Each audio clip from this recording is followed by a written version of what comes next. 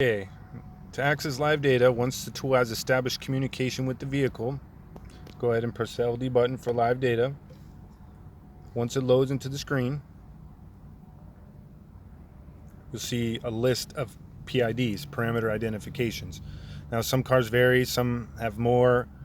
I've seen Lexuses and even BMWs have over 100. This Mustang has 43, but they all have the basic standard. And depending on the year and model of vehicle, if it has more features, it may have more live data options.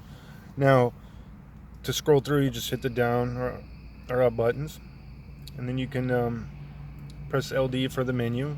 And you can do custom live data, where you can select each parameter identification, PID, as they say in short.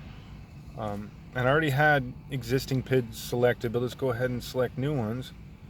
Let's go Fuel System 1. Might not make sense in this, and then press the live data button to proceed,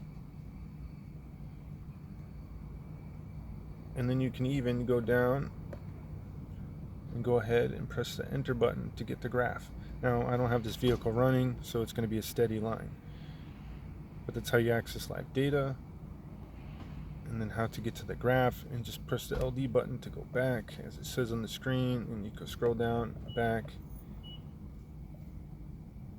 and it's going to go back to the live data screen. And then if you want to get back to any other screen, just press any hotkey, which is any of these buttons. So